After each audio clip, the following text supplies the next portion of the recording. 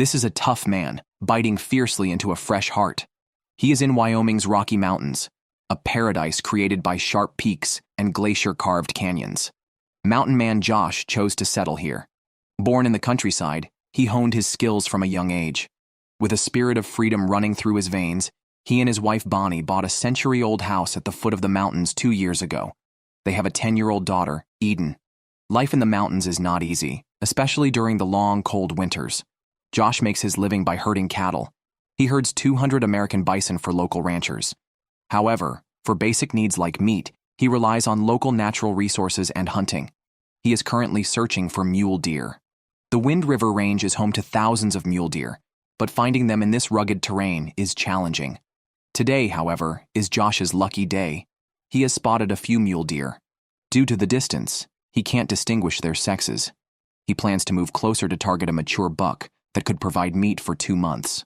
After closing the distance, he immediately notices the large antlers, his desired target. But the deer is still moving. Josh doesn't have a clear shot. He decides to get even closer. Once the view clears, he discovers there are actually 4 mule deer ahead. Seeing a good opportunity, he crouches, aims, and shoots. A deer at the back of the group is hit. Josh approaches, gently touches the deer, and offers a prayer of thanks for its sacrifice. Now he needs to butcher the deer, but the wilderness is full of wild animals. The scent of blood might attract these predators, so Josh must work quickly. Even in haste, certain rituals must be performed. This is a tradition passed down through his family. He is 1/4 Native American, and according to his ancestors, biting into the heart of an animal releases its spirit back into nature. Hunting is not about killing for sport. It's about survival. Josh divides the meat into quarters, wraps it in deerskin, and packs it in his backpack before heading home. After hunting the mule deer and packing it, Josh brings it back to his family. His wife and daughter are thrilled to see over 100 pounds of fresh deer meat. Bonnie takes on the task of cleaning while Josh starts a fire. Bonnie is a lady, but she is also tough. She can wrestle a pig and shoot an elk from 500 yards away, a feat Josh cannot match. The best way to preserve the deer meat long-term is through smoking. Josh prepares some local applewood, which, like hickory, is commonly used for smoking due to its apple-scented smoke when burned. The fire is now ready, and Josh can proceed to the next step. He cures the deer meat by generously salting it and sprinkling some chili powder on it to keep flies away. Capsaicin in the chili acts as a natural insect repellent. Josh hangs the meat in the smokehouse. Smoking it will take 3 days, and the resulting smoked meat can be preserved for up to 8 years. While their young daughter plays with the puppy, they continue to process the rest of the meat. This is Josh's busy yet fulfilling life. In the remote reaches of Alaska, Kodiak Island is one of the most unforgiving places on Earth. Mike and his dog rely on each other for survival here. He is a bear hunting guide, assisting tourists in hunting the world's largest brown bears during the bear hunting season. At other times, he struggles to survive in an environment without stores, with all his food coming from nature. Now, during the fish migration season, Mike hopes to secure enough food for the winter. He places the caught fish in his smokehouse. Opening the wooden door, he sees the reddish meat of the fish, as smoking proceeds methodically. Each year, he and his hunting dogs need 100 pounds of salmon, but this is not nearly enough, so he continues fishing. Near the shore, he has set up a large gill net. This net has buoys at the top, lead weights at the bottom, and the net in the middle, designed to catch fish. The effectiveness of this setup is surprisingly good. This is the first salmon caught by the net, called a gill net because fish can swim into it, but once the net hooks behind their gills, they cannot fully pass through or retreat, leaving them to be harvested. A single fish can yield up to 6 pounds of meat. As he speaks, he has already pulled up 4 fish, and this is just the beginning. One after another, plump fish continue to fill the fish box. Mike is delighted with his catch, but his joy is short-lived as a seal appears, attempting to steal fish from the gill net. Mike is furious, and no lion's roar could express his anger. However, the seal is brazenly unafraid, unfazed by Mike's verbal threats. It is notoriously cunning and known for robbing gill nets. The salmon Mike holds has been bitten, half its head missing. An adult seal can eat up to 50 pounds of fish a day. Now that the seal has targeted his gill net, Mike can't expect any more catch, Sure enough, the seal moves to another spot and continues stealing fish from the net. To save the remaining fish, Mike is forced to pull in the net.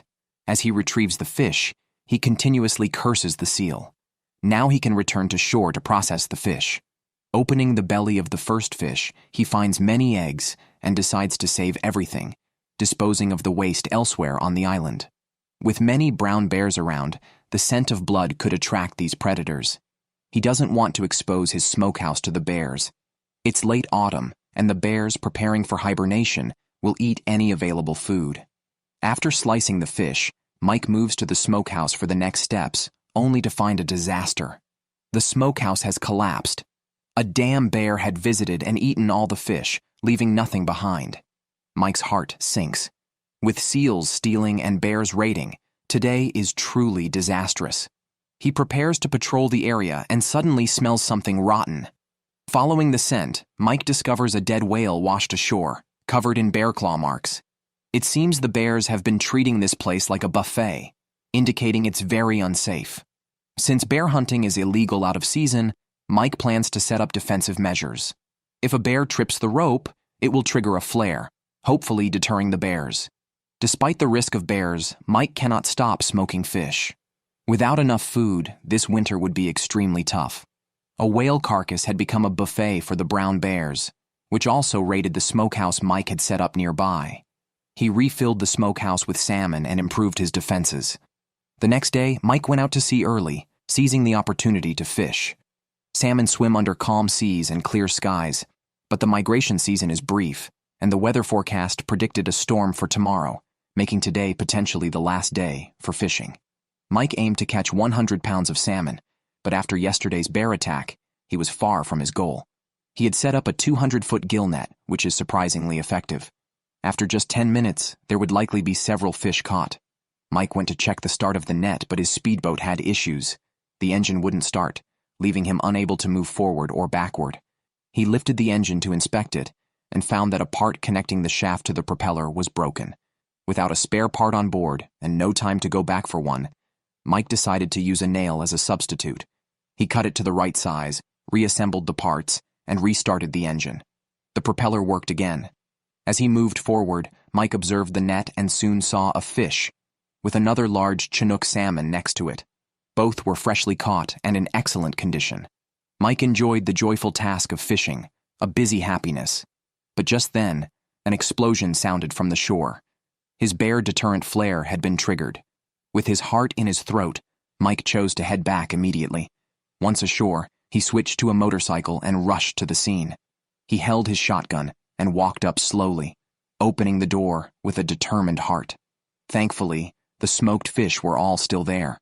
It seemed the explosion had scared off the brown bear. Mike looked around and caught sight of a brown bear climbing a hill, its hind end twisting. He hoped it wouldn't return. Although there were some hitches, over the past 2 days, Mike had caught nearly 90 pounds of fish, nearly meeting his target. He and his hunting dog then enjoyed a delicious dinner. In the Bear Creek Valley of Montana, Tom, a seasoned trapper, has lived off the land for 40 years. Recently, the rising number of coyotes, which have been preying heavily on deer, has made it increasingly difficult for Tom to find his usual game. To protect the ecological balance, Tom needed to trap some coyotes. He had set many traps around his house. The two men came to the first trap, which was empty. Tom applied his secret sauce to enhance the bait, a scent that was irresistibly lethal to coyotes. They moved on, and finally the next trap had caught a coyote lying quietly inside. This was the scene Tom cherished most. Now he needed to rush back to handle the coyote. Since the intestines contain many bacteria, the coyote's stomach would start to swell soon after death, affecting the quality of the fur. They immediately went to the workshop to skin the coyote. At that moment, Nancy noticed another coyote pelt nearby. It was from a coyote Tom had trapped last week, now processed into high-quality fur. However, eliminating 2 coyotes had a minimal impact on the wolf population, but it was significantly beneficial for Tom's income. A perfect pelt could sell for as much as $500. Nancy combed the fur while Tom started skinning the coyote.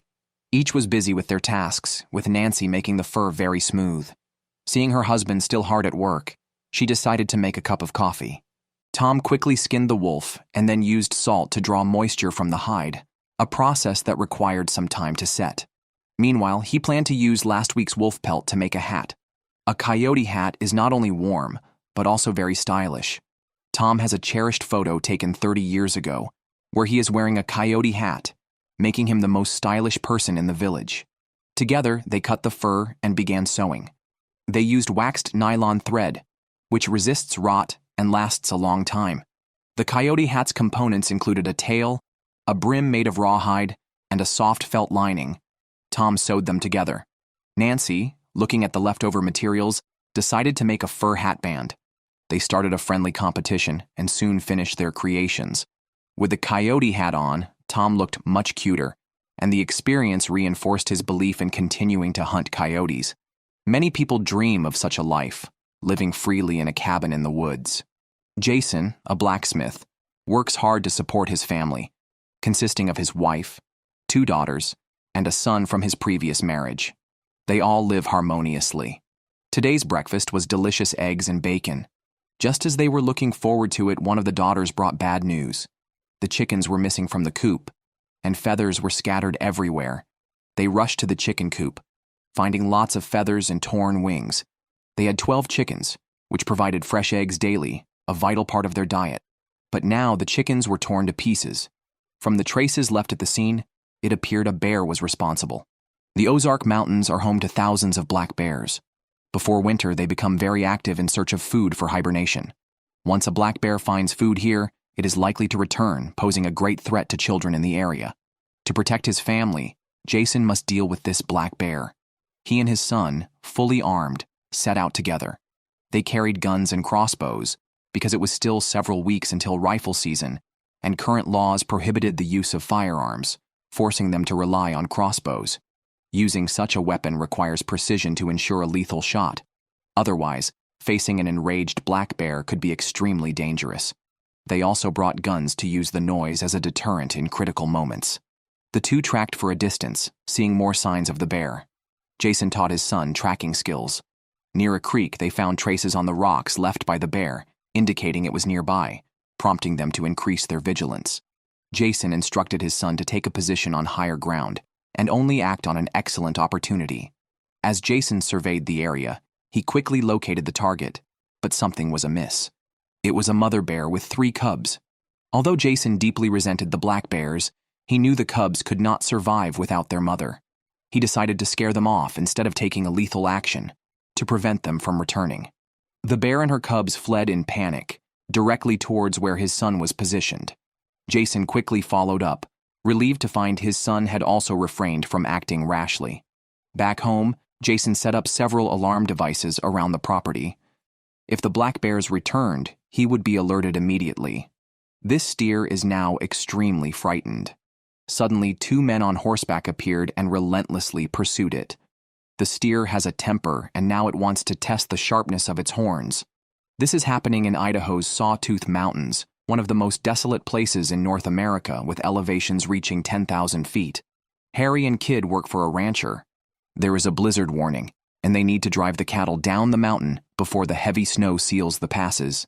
Failure would not only be a huge loss for the rancher, but also a severe blow to them, as they are saving money to buy their own herd. They have been on the mountain for 10 days and have driven 200 cattle down, but 3 are still missing. Without finding them, the rancher won't pay. The weather is quickly worsening and time is running out. The 2 decided to split up. Harry went to check the usual grazing areas, while Kid went to the valley bottom near a stream where the cattle might go to drink. Soon, Kid found fresh hoof prints in the snow, a morale-boosting discovery. He followed the tracks quickly and eventually spotted a black steer trying to escape. Chasing it alone was challenging. Unlike herding cattle, which have a herd mentality, this black steer just wanted to flee. Just as Kid was running out of options, Harry arrived with 2 sheepdogs. Together, with the help of the dogs, they managed to drive the black steer towards the trailer. It was a critical moment. Harry seized the opportunity to lasso the steer's neck, and Kid secured another loop around it. With their combined effort, they pulled, and the steer had no choice but to obediently board the trailer. Harry immediately closed the trailer door. Now the 2 must continue searching for the other 2 cows. However, the wind is picking up on the mountain, and snowflakes are drifting down, increasing their urgency. Each cow is worth $4,000, a loss they cannot afford. Unfortunately, luck was not on their side. Under a tree they found remains. The body had been picked clean, and from its features, it appeared to be one of the cows. The two were heartbroken, but there was no time to grieve. They had to continue searching for the last cow. As fate would have it, they soon found another cow, leading to the scene described at the beginning. After a feint, the cow tried to flee, but the brothers did not give it another chance. They lassoed the cow and gradually guided it toward the trailer. Although they lost one cow, overall, the outcome was satisfactory. They could now collect their payment. Meanwhile, Jack is braving the snow and wind, hunting on his way. He is a lion hunter, responsible for driving mountain lions away from ranches. This job keeps him busy from dawn until dusk. However, to take on this job full-time, he needs to stock up on enough food. So, he took a day to venture deep into the mountains in search of game. The mountains are home to a group of large elk. Jack's target is these animals. Capturing an adult elk would provide him with enough meat for the entire winter. Elk are notoriously skittish, and approaching them is extremely challenging. Fortunately, Jack is a professional hunter and understands animal behavior. In this weather, elk tend to graze in the valleys. Soon enough, he found one, a bull elk, an ideal target. However, it was a bit far. Jack needed to get within 300 yards for an accurate shot. He started down the ridge, but soon stopped. There were fresh elk tracks in the snow, indicating that a herd might be nearby. Jack took out his binoculars for another look and indeed spotted several elk in the forest. He quickly ran over and then crouched in the bushes to locate his target. A bull elk stepped into an open area, and Jack decisively fired. The gunshot scared all the elk, including the one hit. Jack quickly followed. He did not want to lose this meat. However, the snow began to fall heavier, as if the heavens were mourning the elk's death. Jack reached the spot where the elk had been shot, but found nothing. He searched around and eventually spotted a pool of blood, confirming his shot had hit its mark. Following the blood trail, he discovered the direction the elk had fled. While tracking, he soon found something buried in the snow. Another elk, but not the one he had shot. This one had died from a mountain lion attack. Jack became anxious. He needed to find his elk before other predators did. As night fell, his heart grew colder. After searching for 10 hours, he still couldn't find the injured elk. Nighttime is the dominion of predators. Just as Jack considered giving up, he finally found his elk. All the effort was worth it. He built a fire and quickly butchered the elk by the firelight. After a while, he had removed half the meat and started his journey back. This is an old-fashioned sawmill, accompanied by the clattering of a tractor as the saw blade spun rapidly, but also swung from side to side, startling Eustace, who urgently called his apprentice Raleigh to turn it off. This is in the Blue Ridge Mountains, where Eustace bought 90 acres of land from a neighbor on installment 2 years ago. Now only $50,000 remained to be paid. To gather this money, Eustace tried everything. He collected antiques, and this old-fashioned sawmill was one of them. Hearing that a buyer was looking for a woodcutting machine, he attempted to fix this sawmill, hoping it might sell for $500. The saw blade was not securely fastened, posing a risk of slipping off halfway through a cut, which could lead to a fatal accident. Eustace checked and found that the issue seemed to be with a bearing. Bearings support the blade and ensure it spins correctly. The two of them removed the bearing and discovered it was cracked and beyond repair. Their hope now rested on whether Eustace's collection contained a bearing of the same size. The one they found seemed quite close in size. They removed this bearing and installed it on the sawmill. After securing it and fitting the belt back on, Raleigh restarted the engine. This time, the saw blade functioned normally, spinning smoothly without any wobble. It was time to test the results. Raleigh pushed a wooden board towards the blade, which easily cut it in half. Seeing this, both men were exhilarated. Now, with this century-old machine, they were on their way to a client's house. Upon arriving, Jimmy was surprised and pleased to see Eustace, because he had heard there would be a little surprise. Coming to the back of the truck, Jimmy saw the sawmill and immediately liked it. However, his purchase depended on its functional performance, brought over his farm vehicle, and connected it to the sawmill with a belt. It was time to see the results. Eustace was nervous, knowing the success of the sale hinged on this moment. As the engine turned, the belt drove the sawmill to work quickly. Jimmy cut several logs, and the performance was impressively good. He really liked the machine, and a deal was struck. Moreover, Jimmy even paid an extra $100. Eustace returned home, elated. Suddenly, a man's eyes widened in surprise as a gray wolf appeared ahead. The sight of the wolf panicked the horses, especially with its bared teeth, plunging the atmosphere into a chilling silence. This is the Wind River Range in Wyoming. Josh is a mountain man who works for a local rancher, managing 200 American bison. The American bison is the largest mammal in North America, with an average weight of 2,000 pounds, and is known for its volatile temperament and willingness to challenge predators. With winter approaching and the grass disappearing, Josh needs to feed them some fodder. The truck carries a feeder that disperses the feed evenly as it rotates. If the bison start to go hungry, they become restless, and some may choose to wander off. Therefore, after each feeding, Josh counts the herd. But approaching the bison can be dangerous, especially the bulls, which are particularly wild. At the moment, one bison seems particularly interested in watching Josh. Standing still, Josh counts the bison repeatedly and feels that the numbers aren't adding up. Each bison is worth $6,000, so losing even one is a significant loss. Josh patrols along the fence edge of the ranch, which spans 3,000 acres. He has surrounded the area with barbed wire and added 7,000 volts of electricity to keep the bison in and prevent wild animals from entering. However, he soon notices a section of the fence that has been damaged, likely due to a bison collision. Josh quickly repairs the wire and checks the electricity to ensure everything is in order before he begins tracking the missing bison. Following hoof prints on the ground, it appears the bison ran into a wilderness area. Josh switches to a horse and follows the tracks. Soon he finds blood on the ground, along with wolf tracks nearby, giving him an ominous feeling. He hurries after the trail as the blood signs increase. Suddenly, the atmosphere feels eerie, and a gray wolf appears ahead. Josh runs toward it, shouting loudly.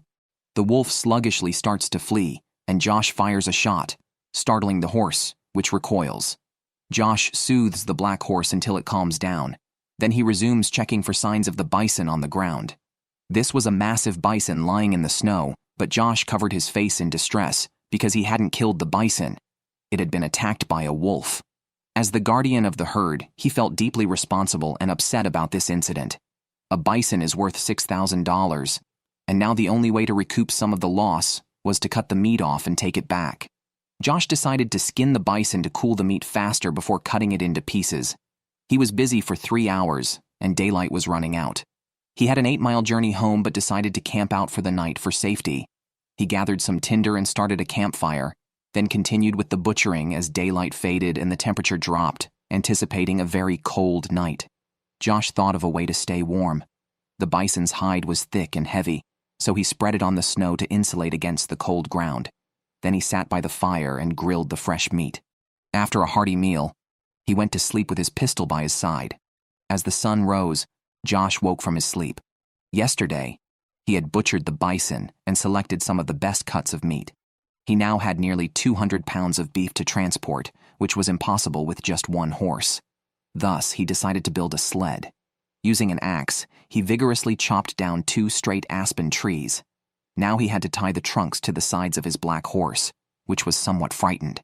Josh soothed the horse as he slowly worked, tying the front ends of the logs together and fixing them in place with 2 crossbeams in the middle to complete a simple sled frame. To help the black horse get used to the pace, Josh walked it around 2 circles. Now, he needed to tie the meat onto the frame, a process he carried out slowly to avoid startling the horse with sudden pressure. He tied a bison leg on each side of the frame, in the middle positions. Then, he rolled up the bison hide and secured it to the saddle. Once everything was ready, Josh led the black horse to start their journey back. Walking on mountainous trails required extra caution. It was a gradual process.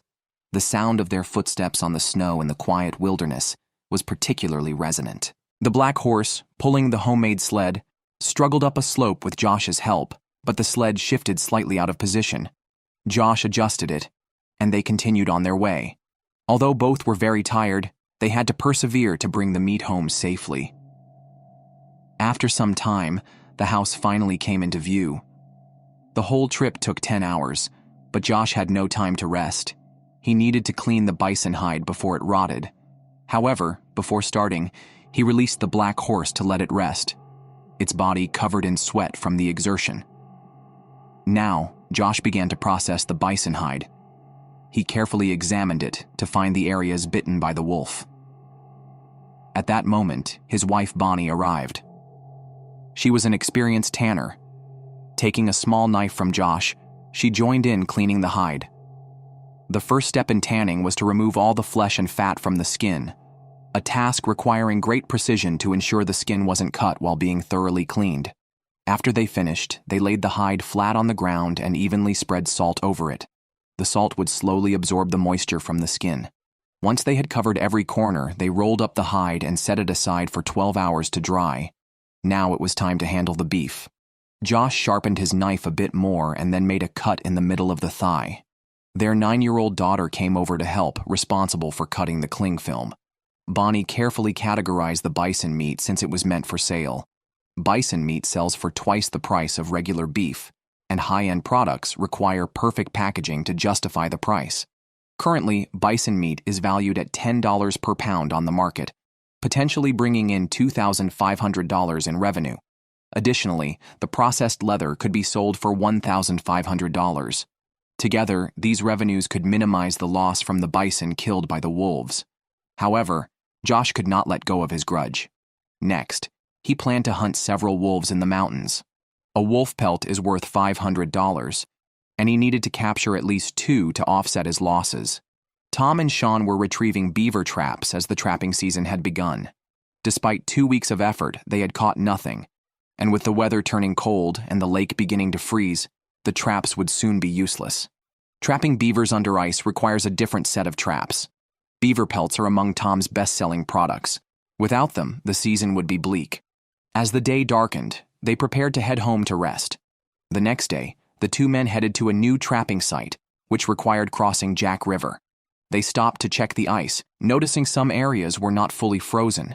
Normally, they would not venture onto the river, but today they decided to take a risk. Tom, ever resilient, led by zooming across on his snowmobile. It went smoothly until he tried to ascend the bank and the snowmobile got stuck. Sean came over to help, but the snowmobile was immovable and lacked a reverse gear. Moving the 500-pound machine required brute strength. The men grabbed the back of the snowmobile and painstakingly turned it around. Tom restarted the snowmobile and, after accelerating, successfully made it to the other bank. They then continued 4 miles deeper into the forest, finally reaching their destination. They walked to the edge of a pond that was still open water, flowing and showing signs of beaver activity. This discovery greatly boosted their morale. They began setting traps, starting with a foothold trap that would trigger when a beaver stepped on it. The key to this trap was the bait, a sauce made from beaver glands, designed to attract local beavers to investigate. For the second set of traps, Tom chose the middle of the dam, also setting up similar traps. They continued searching and soon found an ideal spot for a conibear trap, a type of body-gripping trap placed along paths beavers commonly travel through, triggering when they pass. After setting up, the 2 returned to their hunting cabin to spend the night. The next day, they faced bad news that could disrupt their plans. The temperature had dropped sharply overnight. If the pond froze, their traps would be useless. Braving the snow, they returned to the pond and found a thin layer of ice had formed, but beneath it, they could see a beaver. Tom broke the ice with an axe, and the beaver was caught in the trap. He threw it onto the shore. Beavers are social animals, often living in groups of up to 12 in one beaver dam. They reset the traps at this location and moved on to the next. It wasn't long before they reached their destination, where they also caught another beaver. Both men smiled, their trapping efforts finally on track. This beaver was significantly larger than the first, at least 5 pounds heavier. Tom reset the trap and added a few more nearby. As long as the ice didn't form, they hoped to catch more beavers. After their busy day, they dragged the sled back home as the snow outside kept falling heavily. They needed to quickly turn their catch into cash. Once professionally skinned and tanned, these 2 beavers could bring in $1,000. Traditionally, Sean handled the trapping outdoors while Tom processed the pelts at home.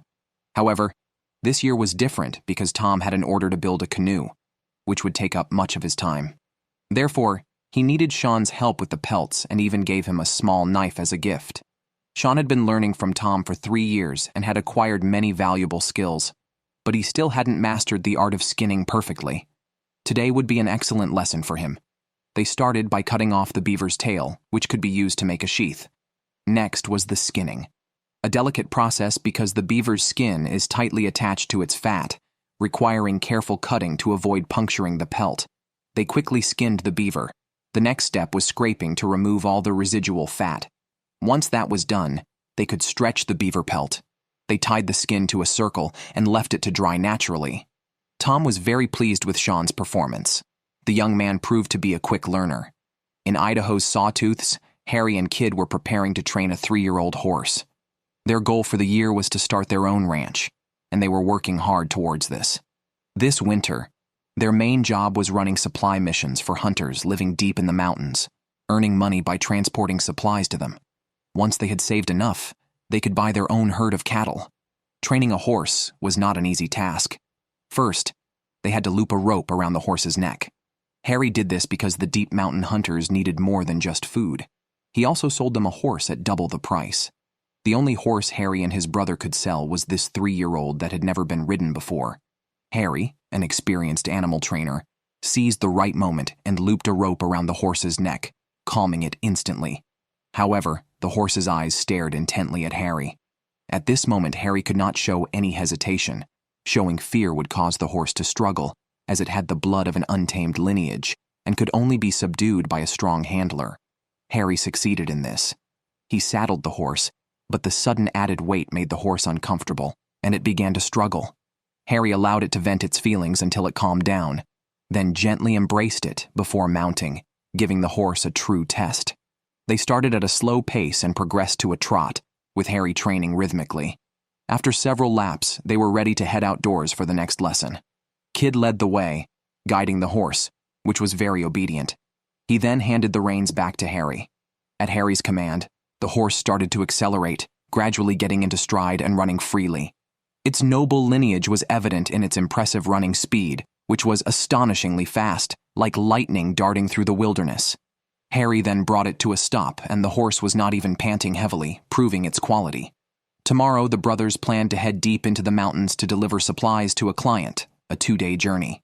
The biggest challenge would be overcoming various rugged terrains, including rivers. To get the new horse used to this pace, they decided to practice in advance. They approached a creek, and the horse, naturally afraid of water, hesitated and seemed agitated. Harry continuously encouraged and urged it, and finally, the horse ventured into the water. It reached the middle, hesitated, but then walked across, exceeding expectations. Harry smiled with relief. Although the brothers were somewhat reluctant to sell the horse, the transaction was necessary and would also help build their reputation. This would allow them to receive more orders in the future. Hunting season has arrived, and the tastiest choice is the mountain goat. Mike has been busy since morning hunting one on Kodiak Island in southern Alaska, home to large brown bears. As a bear hunting guide, Mike set off at dawn with his shotgun and hunting dog. While seals met on the ice for a family gathering, Mike's focus was on the mountain opposite, a potential bear campsite. He planned to install cameras to track the bears, who favor specific trails due to their lazy nature. By setting up 5 cameras, Mike could later guide tourists here during bear hunting season in spring. He then used binoculars to scout for bears but spotted 3 goats instead. Goat meat is a celebrated delicacy in Alaska, but these animals, usually perched on steep peaks, are challenging to track and hunt. Unusually, they had descended to the mid-slope, presenting a rare opportunity. Despite the steep climb, Mike and his dog ascended step by step, needing to get within 200 yards for a reliable shot. However, bear tracks in the snow revealed that a quarter of the local brown bears had not yet hibernated and were still foraging, potentially attracted by the hunt. Mike could see the goats, but his position was not ideal, so he tried to flank them from the side. Reaching higher ground, he found the goats now below him. Counting 4, he moved closer, and soon 1 goat appeared in his view. Mike prepared, and as the unsuspecting goat was hit by his shot, it tumbled down the slope. Pursuing the goat through extremely steep terrain, Mike finally reached it. With daylight waning and the scent of blood possibly attracting bears, he quickly butchered the goat. Carrying the meat, he began his journey home. Harry was fixing a horseshoe, preparing for an upcoming trip. The horse, still young, was not used to the process. A horseshoe is made of keratin, the same material as human nails. Once even, a half-inch thick horseshoe would be fitted to protect the hoof, allowing the horse to move swiftly on mountainous paths. Horseshoes don't hurt the horse as there are no nerves in the hoof. They packed the goods purchased by customers and loaded them onto 2 horses. Accompanied by 2 sheepdogs, Harry and Kid rode out through the rugged, primitive Sawtooth Mountains. Several elk, unbothered by the brothers, roamed the area. With no intent to hunt, the brothers were merely transporting supplies. The clear weather made the journey not only profitable but scenic, uplifting their spirits. The snow-free mountain made the initial ride easier, but soon they encountered a downhill with some snow. One horse slipped, nearly falling and dropping the goods. They stopped to calm the horses and secure the goods before continuing. The steep terrain was challenging, but a deeper danger was ahead. A deep river blocked their path. Crossing a deep river in cold weather was risky, but they had no choice. Before crossing, they built a temporary raft from dead wood to hold the supplies. Harry led, riding his horse slowly across. The water, reaching over a meter deep, nearly submerged the horse, causing panic. Under Harry's guidance, the horse reached the opposite bank. Harry then pulled the raft before the goods could soak completely. Kid followed, carefully leading 2 horses across, reloaded the supplies, and they all moved on. 4 miles from their destination, they reached a hunter's outpost before dark, delivering 400 pounds of supplies and the young horse.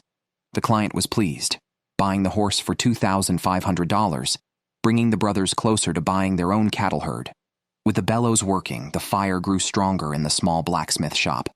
Due to a recent increase in orders, Jason couldn't keep up alone, so he asked his wife to join the business. Today, they were forging a 14-inch bush knife.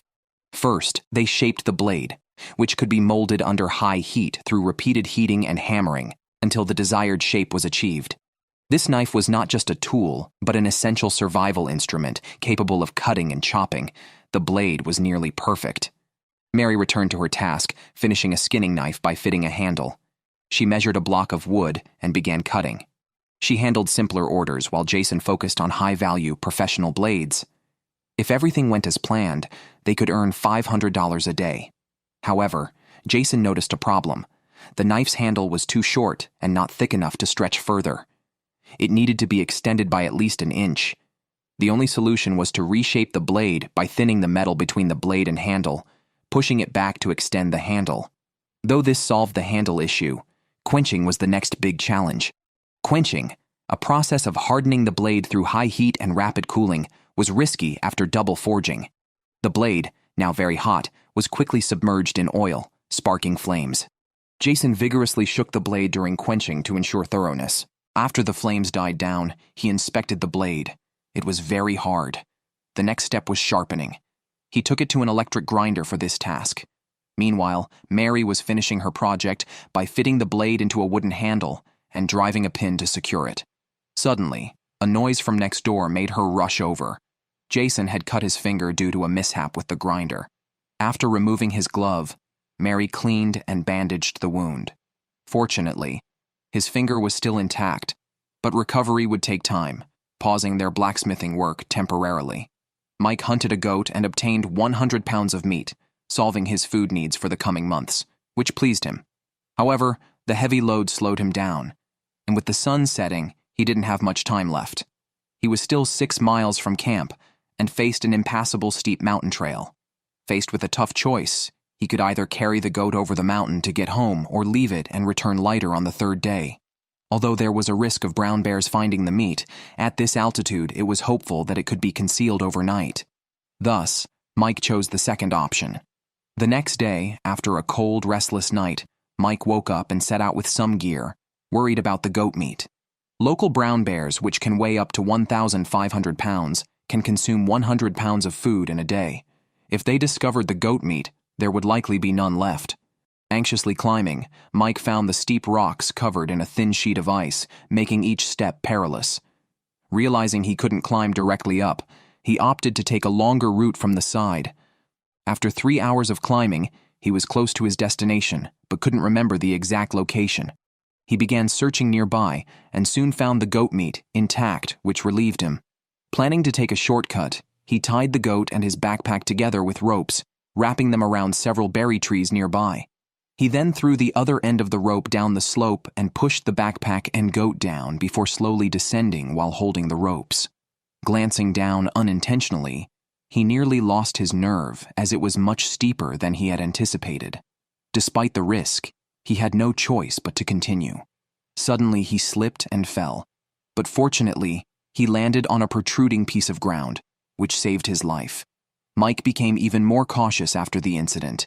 He carefully made his way down and eventually reached his backpack safely. Surprisingly, his hunting dog was already there, waiting for him. Looking back at the steep path, Mike still felt a sense of dread. He gathered up the rope, shouldered his backpack, and resumed his journey home. From now on, he had to be vigilant for brown bears, as they can smell prey from up to 20 miles away. The scent of blood could attract any nearby bears, and Mike had lost his catch to them more than once. His concerns were justified when he soon spotted a set of fresh bear tracks in the snow, causing him to frown with worry. The trip seemed to be getting tougher.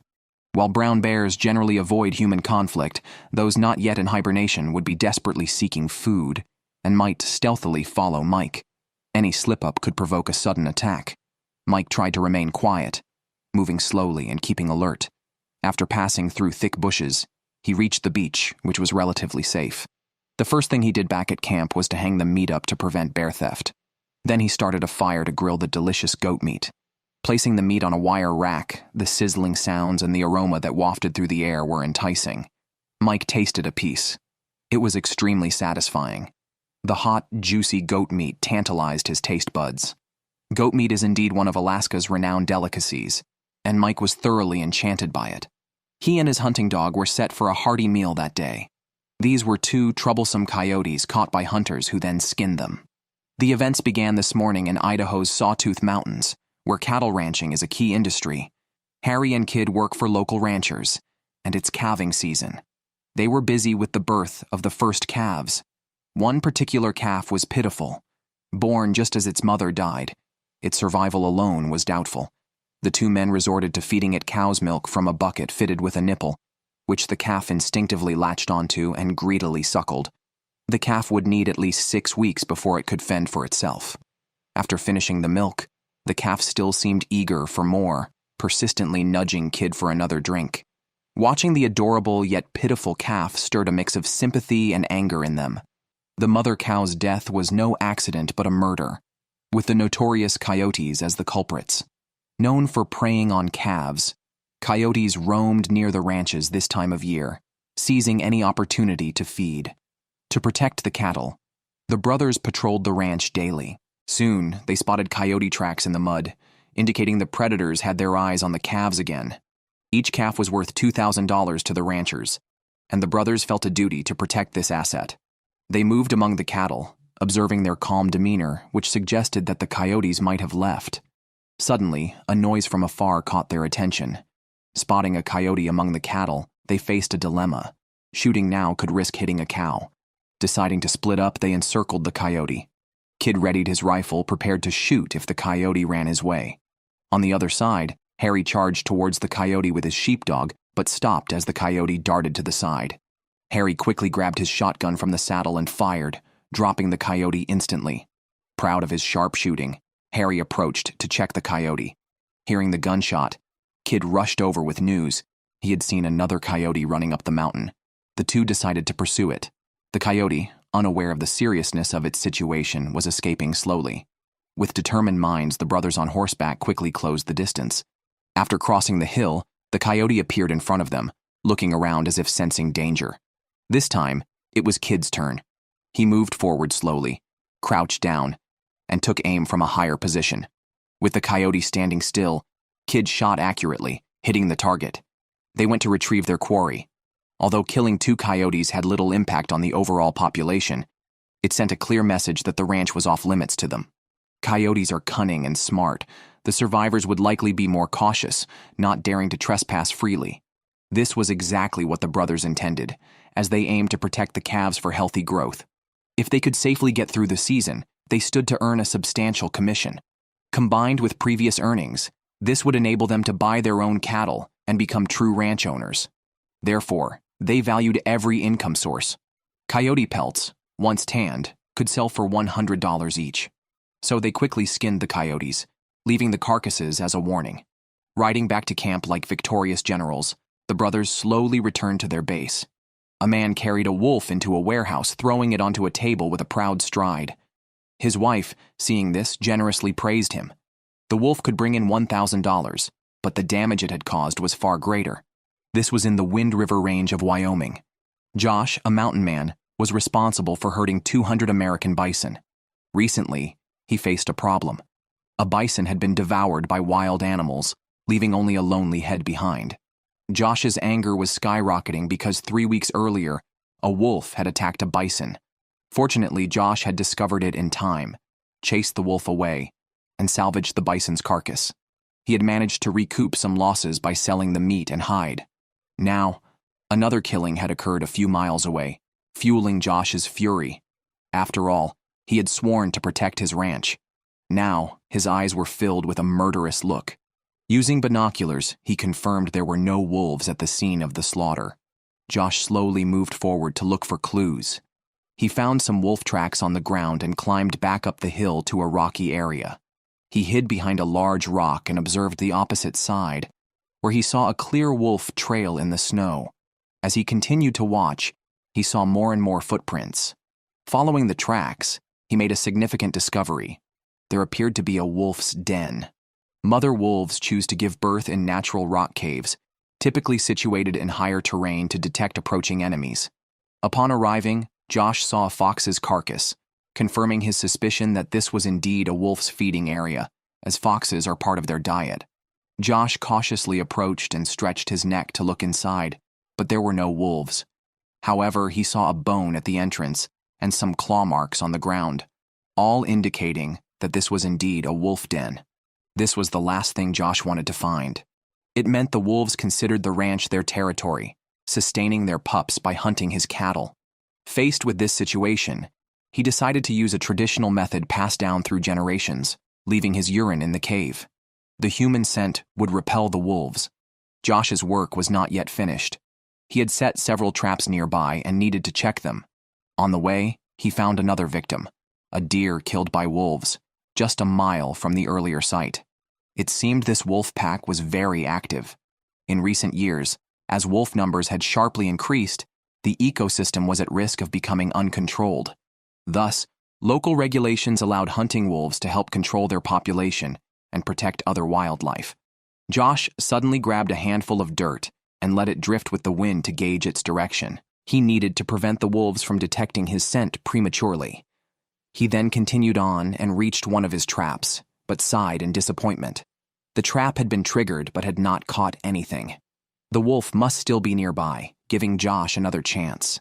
He reset the trap and moved on to the next one. Wolves are smart and cunning, requiring skill to catch, and Josh was among the best hunters. His next trap had caught a wolf, and the thrill of revenge was burning through his nerves. He carefully examined his prey. "This is what happens when you cross a hunter," Josh muttered. It was a female wolf. Capturing a female could impact the pack but would not cripple it. To protect his cattle, Josh's conflict with the wolves would continue, a long-standing battle. Josh rode home, the wolf draped over the back of his horse. Carrying his trophy, he felt an overwhelming sense of joy and couldn't resist kissing his horse. He then carried the wolf into the warehouse. His wife Bonnie came to help, and together they hung the wolf from a beam and began skinning it. A tanned wolf pelt was worth $800, and the claws could be sold separately. Bonnie meticulously removed each claw. These claws were used in Native American jewelry as symbols of power and spirit. They then stretched the wolf pelt to ensure it wouldn't shrink during drying. Josh was meticulous about his craft. If they found a generous buyer, both items could fetch up to $1,200. While this wouldn't fully compensate for the loss of the bison, it would help mitigate some of the damage. The man pulled out a pistol from his pocket and fired a shot at a beaver floundering in the water. The power of the handgun was impressive. It killed the beaver with a single bullet. Kid retrieved the beaver from the water, delighted by this unexpected catch. He loaded the beaver onto his truck and continued his work. This took place in Idaho's Sawtooth Mountains, where Harry and Kid, two brothers, had saved enough money to buy their own herd of cattle.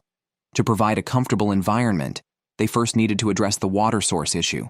The stream was currently occupied by a beaver family, which had indiscriminately built a dam, blocking the flow of water. Armed with shovels, the brothers cleared the debris from the riverbed. As they worked, they continually expressed their frustration at the beavers. A single beaver dam could house around a dozen beavers. Having killed one, they were uncertain if other members were still around, so they planned to set traps in the area to prevent the beavers from returning and rebuilding their home. Beavers typically use dams to store water and build their lodges upstream. The brothers walked upstream for a while and came upon another beaver dam that was blocking nearly 4 feet of water. Kid looked at his shovel and felt helpless. Clearing the dam with it would be time-consuming. Harry suggested using dynamite to blow up the dam directly. After exchanging glances, both brothers found this to be an interesting and practical solution. They examined the dam and figured they could place the dynamite underneath it. They cleared a space and then took 2 packs of high-grade explosives from their backpacks. This type of explosive was extremely powerful, but since they lacked a long enough fuse to detonate it safely, they needed to find another way. They placed a bottle filled with regular explosives in front, planning to use it to trigger the 2 packs of high-grade explosives. The 2 men moved to a safe distance. Kid took out his rifle, planning to detonate the explosives by shooting them. Harry conscientiously covered his ears. In a swift moment, Kid fired but missed due to the distance. He adjusted his aim and fired again, this time hitting the target precisely. The loud explosion echoed through the wilderness, instantly alerting many animals. Following the blast, the creek surged like a flood, sweeping away the remnants of the beaver dam. The beavers' painstakingly built home was utterly destroyed. With the water level now lowered, the brothers soon found a cave. Kid placed a trap at the entrance. If there were any surviving beavers, they would soon find themselves caught. An elk carcass lay ahead, the victim of a cougar. Cougars are formidable predators, capable of easily killing adult male elks, which can weigh up to 700 pounds, 5 times that of a cougar. The body hadn't been fully consumed. The cougar would likely return in the coming days to continue feeding. This occurred just a few miles from the ranch. Jack, a lion hunter, was responsible for driving off predators threatening the ranch. He found the cougar's resting place nearby. From the tracks, he determined it was a female with a cub. The worst scenario. Cougars have a strong sense of territory. Once they settle, they use it as a training ground to teach their offspring tracking and hunting skills, making them difficult to drive away. The key to this situation was the hunting dogs, already on the trail of the lion. Jack followed their tracks and soon noticed smaller, closely spaced paw prints. A cub. Today, Jack had brought 4 hunting dogs. If the mother intended to protect her cub, a fierce conflict was inevitable. Jack did not want to see anyone get hurt. The barking of the dogs grew louder. Upon catching up, Jack saw several dogs barking relentlessly at a tree. A cougar was perched, coldly observing them. Jack noticed the cub was not in the tree with its mother, a separation that could agitate the mother over time. As Jack searched for signs of the cub, the mother, seizing a moment of distraction, leaped from the tree, escaping the circle and sprinting away. Jack quickly restrained the dogs to prevent further pursuit. They were far enough from the ranch, and further chasing could lead to accidents. However, the dogs had again cornered the lion up another tree where Jack now saw a cub. To his surprise, there was another cub in a nearby tree. The mother had been moving around because she was caring for 2 cubs, both under 6 months old. Jack's goal of driving the cougar away had been achieved. It was time to lead the hunting dogs home. A century-old tree fell with a crash under Tom's efforts, sending snowflakes flying everywhere. Tom cut down the large tree because he wanted to make a handcrafted canoe. The 2 men measured its length and cut it in half at 12 feet. They then stripped the bark from both ends, leaving the essence of the trunk. They transported it home by truck to wait for better weather. When the weather improved, Tom, with his brother Jack, set out to build the canoe. A local museum had offered $5,000 to construct it, in the style once used by Native Americans. The first step was to peel off the rough and easily rottable bark of the poplar tree. The two worked efficiently, quickly stripping all the bark. Tom then drew the shape of the canoe on the trunk and began carving. Poplar is very hard, and before the advent of steel tools, Native Americans used fire to hollow out the wood. Today, Tom used an iron pickaxe. However, the moisture in the wood and the cold weather caused the wood to freeze, slowing progress considerably. Tom decided to use a more modern approach and started up a chainsaw, cutting through the wood as easily as slicing tofu. Jack disposed of the fragmented wood while Tom continued cutting at the other end. Their teamwork kept the progress steady. An unexpected incident occurred. The chainsaw seemed to have punctured through the trunk. Tom inspected it but found no gap. Unable to ascertain the real situation, he continued the work, clearing the upper wood. Only then was Tom sure he had not punctured the bottom. The remaining work could no longer involve the chainsaw.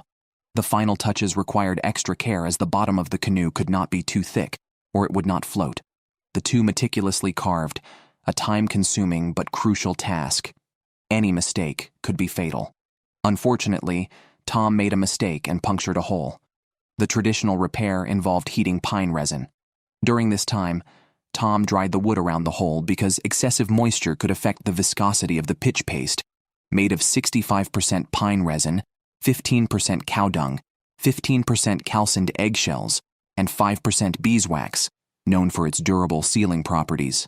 Tom applied the pitch paste to the hole, using a flame to keep it sticky, and covered it with a patch of antelope rawhide.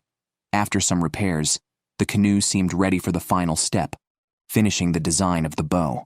Tom chiseled the front end into an inward curve to better cut through the water, then drilled a hole at the front to thread a rope through it. With these steps, a primitive canoe was officially born. This was the sound of an injured animal which Jason imitated to lure wild boars. He lived on the outskirts of Arkansas and was a blacksmith. However, 2 weeks ago, a mishap injured his left hand, leaving him unable to work. Restless during recovery, he decided to hunt to supplement his family's meat supply, targeting wild boars, which were abundant locally. Their prolific breeding had led to an overpopulation, and hunting them helped maintain ecological balance. Unlike domestic pigs, wild boars are agile and highly alert, making them tricky to find. After wandering in the woods for an hour, Jason finally spotted one. He quickly crouched to aim, but the boar darted into the bushes. Jason raced over, but the boar had vanished, frustrating him. Since direct approach had failed, he decided to wait for the prey to come to him. He chose a high spot to hide and mimicked the sound of a wounded animal. Being omnivores, wild boars would likely approach if they heard the sound of a dying animal. Jason repeatedly made the sounds, though he was worried about attracting a lynx or bear instead. After a while, he heard the distinct noise of a wild boar. He sat up and saw one approaching. Jason fired a shot and quickly ran towards it. The distance was considerable, and by the time he reached where the boar had stood, it had escaped into the bushes. Injured wild boars can be dangerous, and their thick fat means they don't leave much blood, even when hurt. Jason searched the area and eventually found the boar lying on the ground. He kicked it to make sure it was dead. Wild boars have sharp teeth and can be lethal. This healthy boar was enough to feed Jason's family of 5 for a week. He tied the boar with a rope and dragged it to his vehicle. The trip was exhausting, but the satisfaction of a successful hunt made it all worthwhile. 2 fully armed hunters were stealthily moving through the woods when a black bear boldly appeared ahead, prompting an imminent confrontation. This occurred in the Blue Ridge Mountains. Eustace and his apprentice Raleigh were invited by their neighbor Dean, who was troubled by an Appalachian black bear constantly harassing his home. Dean had no choice but to ask for Eustace's help as he recounted the bear's various misdeeds, overturning containers in the yard and even tipping over his supply cart, which held extra food for the winter. Most upsetting was the bear's charge towards his children, which, although repelled, indicated the bear would return if not dealt with. Facing this menace, Eustace decisively accepted the task. Armed with shotguns, the duo entered the forest to track the bear, which had left the area about an hour earlier, leaving fresh traces mixed with some older markings. From these, Eustace concluded that the bear had claimed the area as its territory and would likely return. He decided the best strategy was to set up an ambush. Raleigh cleared a space with a knife, and they both donned headgear for camouflage before settling in to wait. As the minutes ticked by, suddenly, they heard some noises and cautiously approached in the direction of the sound. Despite the bright sunlight, Raleigh felt no warmth, tense on his first bear hunt and fearful of a surprise bear hug from behind. As they moved carefully, the bear somewhat carelessly appeared right in front of them. Eustace immediately fired a shot, but due to the distance, he wasn't sure if he hit the target. They slowly advanced and found blood on the ground, confirming the bear was injured. With their hearts pounding, they followed the trail and soon found the bear dead. Relieved, they not only eliminated a safety threat, but also secured a substantial amount of bear meat, rich in fat and a rare delicacy. They packed the meat into categories and loaded it onto their truck. Dean thanked them for their help and offered a reward. Eustace returned home in high spirits. This uniquely shaped boat serves as a multifunctional tool. Originally, Native Americans built these boats for relocating. Upon reaching their destination, they would transform the boat into a small cabin. It took them 2 weeks to build this boat with the help of a friend named Wyatt, a skilled carpenter whose assistance was crucial for the successful construction. Although the boat was afloat, it wasn't waterproof. However, as the wood absorbed water, it would swell and seal, providing a waterproof effect. The boat was equipped with 2 long wooden paddles for steering. The busy work was commissioned by a rancher who wanted to build an outpost cabin on the riverbank. He offered $3,000 as a reward if the task was completed. Kidd, an expert rower, faced the challenge of navigating a river that wasn't just any river. Every year before the spring thaw, the river was shallow, increasing the risk of hitting rocks. Kidd had to maneuver carefully to avoid these obstacles, especially as they approached a turbulent section of the river. His first major challenge. During a particularly rough patch, a lot of river water seeped into the boat. Wyatt was responsible for bailing out the water to prevent the boat from sinking due to the added weight, which could have caused it to break apart. The collision, however, widened cracks in the boat's hull, making the ingress of water balance out with the bailing speed, forcing them to take turns in removing the water. After much hardship, they finally reached their destination. Exhausted from the day, they made a fire, cooked some dinner, and prepared for a well-deserved rest. The next day, they planned to dismantle the boat and transform it into a small cabin.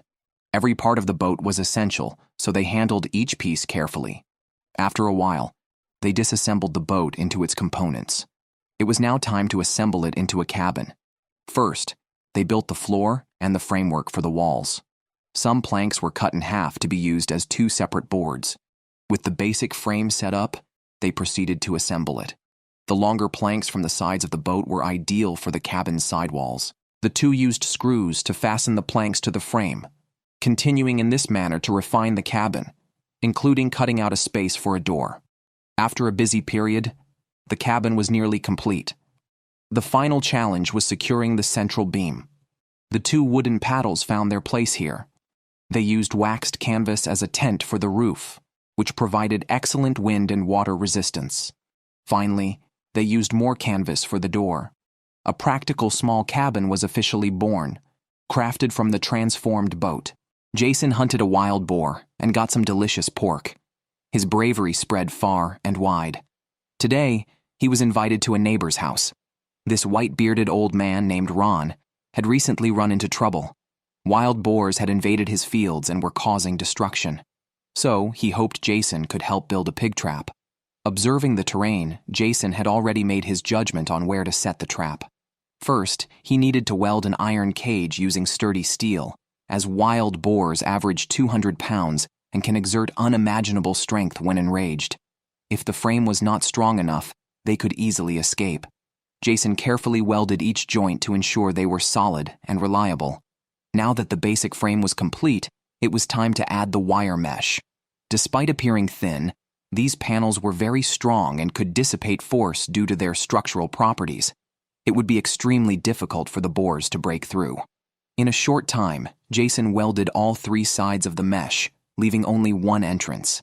He entered to test it, and it seemed very solid, so he gave it a hefty kick but accidentally broke a wire, which was a bit embarrassing. Ron asked skeptically if it could really hold a wild boar. Jason analyzed the issue. The panel was flexible, but the connection to the frame was not strong enough. He needed to reinforce these corners. The 2 found some steel bars, which Jason not only used to reinforce the corners, but also welded diagonally across the panel to further strengthen the cage. The final step was designing the cage door.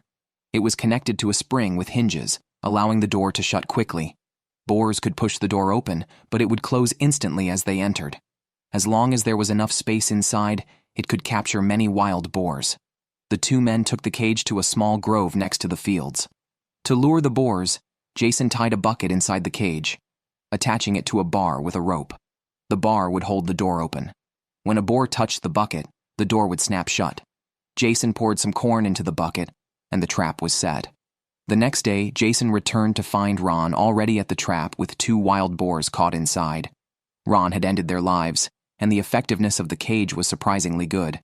They removed the boars from the cage, loaded them onto a truck, and reset the trap. Ron was very satisfied, and not only paid Jason, but also gave him a young wild boar as a gift. This is a magical weapon. You hook the arrow onto the lever, and with a strong swing, the arrow shoots out quickly. This is the Bison River Valley in Montana. Master craftsman Tom received an order from a collector offering $1,000 to create a primitive weapon. Atlatls, once used by Native Americans for hunting, could kill mammoths. Tom is designing arrowheads that need precise shaping to be aerodynamic. He uses obsidian to grind into flint arrowheads, which are sharp and hard. Tom then uses animal tendons to attach the arrowhead to the shaft, further reinforced with pitch glue. He made 2 arrows. Next, he needs to create the atlatl's lever. Since it is held in the hand, it must be very smooth to avoid cutting the palm. He carves a hole at the front of the lever for a hook, made from the tip of a deer antler, which secures the arrow on the shaft for a straight launch. To secure the hook in the hole, they use pitch paste, a mixture of pine resin, cow dung, eggshells, and beeswax. Once hardened, it's stronger than regular glue. Feathers are crucial for the arrow's flight, typically made from 3 different feathers. However, Tom uses the Cherokee method of 2 foldable feathers, making it appear as 4. Now ready to test, they go outside and set up a deer decoy 30 yards away. Tom hooks the arrow onto the lever, adjusts, and swings it towards the deer, but the arrow only flies 5 or 6 meters. The first test fails. Tom installs a second arrow, increases his force, and the arrow flies past the target. Although it misses, it proves the method works. Tom retrieves the arrows and is speechless to see one arrowhead broken. Luckily, the other arrow is fine, but they don't have enough obsidian for new heads. Tom suggests using bone instead. They agree and use an elk bone from home. Jack grinds it into a sharp arrowhead quickly. Amazed, Tom repairs the arrow, and they head outside again. This time, Tom hits the deer's heart. He lets his brother try, and Jack also hits a vital spot. The atlatl meets their expectations, and the $1,000 is now secured. The cow is affectionately calling for her calf. With 1,300 cows living on the ranch, calves just a few days old sometimes get separated from their mothers. Jack is a lion hunter who usually drives away cougars from the ranch. But today he has a special task. It's calving season, and newborn calves are most vulnerable in their first week. If separated from their mothers, they can die from dehydration without milk. Jack spots a weak calf. Newborns need to be fed 7 to 10 times a day, but other cows won't allow this calf to nurse. Jack ropes the calf and uses a mixture of salt and electrolytes to hydrate and soothe its stomach. Seeing the calf struggle, Jack firmly holds it with his legs, inserts a tube into its mouth, and lets it suckle. The hungry calf cooperates well. After feeding, Jack releases it. He continues in his vehicle, watching for sick calves in the herd. A mother cow repeatedly calls out heartbreakingly, making Jack feel uneasy. He hopes she finds her calf soon, but seeing her by the fence, he realizes the severity of the situation. The gaps in the fence are large enough for a calf to slip through, and perhaps this mischievous little one has wandered outside. Without hesitation, Jack crosses the fence to look for the calf. The outside world poses dangers like starvation and predators such as wolves and cougars. The longer it takes, the lower the calf's chances of survival. Anxious, Jack navigates the complex terrain of the bush, leaving it to fate whether he finds the calf. Soon, Jack hears water and heads there to check. If the calf fell into the water, it would struggle to climb out. Following the stream, Jack searches for any sign of the calf. With the weather still cold and the water around freezing, the calf risks severe danger if submerged for long. Suddenly, Jack spots the calf stuck in a mud pit, mooing. He rushes over, lifts the calf, and places it safely on the bank. Carrying it back to its mother, he watches the reunion. The mother is thrilled to see her calf, and Jack watches happily, fulfilled by the meaning of his work. This is a trap for catching beavers, but it's empty. Despite this, Tom retrieves it as today marks the last day of the hunting season in Montana. This season, they caught only 11 beavers, far below expectations. Today is their last chance, and Tom has set 6 traps hoping for better luck. Meanwhile, back at home, Nancy has a celebration planned.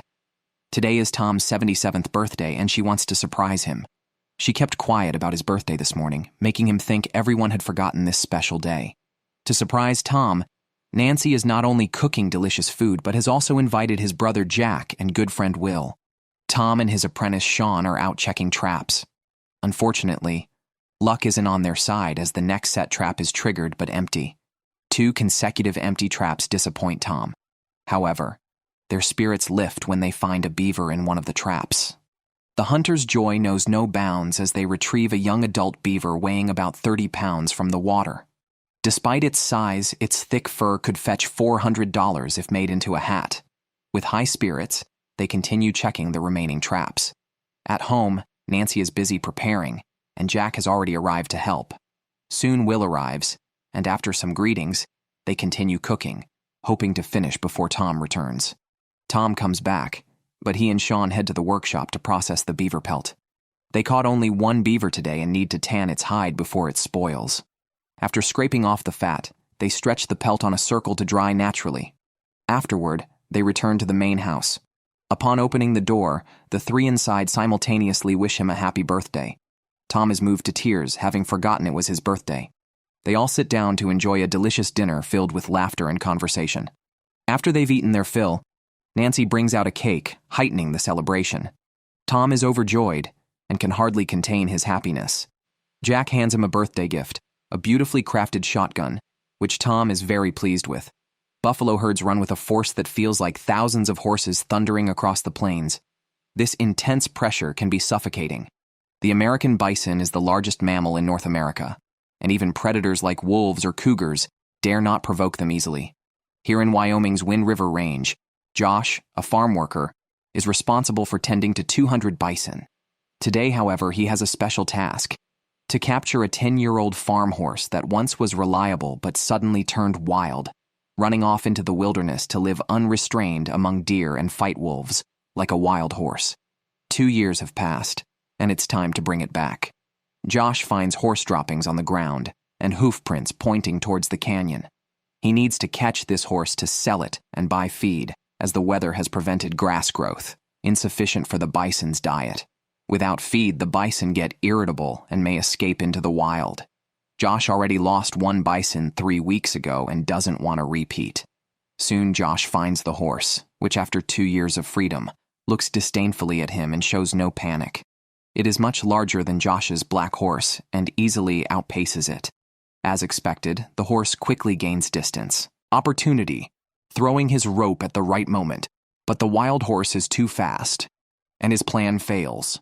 He lets his black horse walk slowly to save energy and lower the wild horse's guard. Josh reaches higher ground to observe the horse from above as it roams the canyon floor. His plan is to use the rocky cliffs to slow the horse down. After a chase that brings them to a fence, perhaps sensing Josh's determination, the horse seems resigned and waits for him to approach. After 2 years, Josh embraces the horse's neck again. It has returned to the family but awaits a fate of trade. Josh exchanges the horse for 40 bales of hay, enough to sustain the ranch for 4 weeks. As he feeds the bison, he reflects on the wild horse.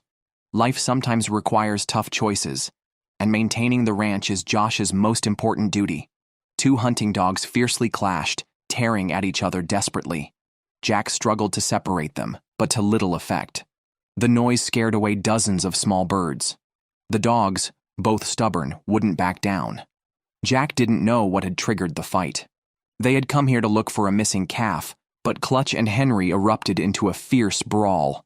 Jack grabbed each dog by the neck and finally calmed them down. Both dogs were leaders, a major issue in a pack, as each is a natural alpha, unwilling to submit, often causing friction. Although neither dog was injured, the skirmish had wasted precious time. Now, a calf was missing from the ranch, likely taken by a wild animal. The dogs followed the scent deep into the mountains. Jack, wanting a shortcut, drove on a logging road through the mountain pass to save time. However, the snow became too deep for the truck, forcing him to continue on foot. The rugged, snowy mountain path was challenging, but urgency drove Jack, his energy surging as he climbed the steep terrain. The locator showed the dogs were just above him, so he had to conquer this dangerous stretch no matter what. Near a large tree, Jack planned to climb using it, but a 9-meter vertical climb at the cliff edge was perilous. Climbing hand over foot, the tree began to sway, unnerving him. In his haste, he broke a branch and nearly fell, but managed to cling to the trunk, avoiding a tragedy. He proceeded with even greater caution and, exhausted, reached the top. Despite his fear, Jack did not rest but continued following the dogs. Their barking grew louder, indicating they were close. When Jack arrived, he saw a cougar chased up a tree by the dogs, the culprit behind the calf's disappearance. Clutch, particularly agitated, had climbed the tree but was now stuck. Jack called for him to jump down. Responding to his master, Clutch leapt and Jack caught him safely. They were 12 miles from the ranch and the calf was likely eaten.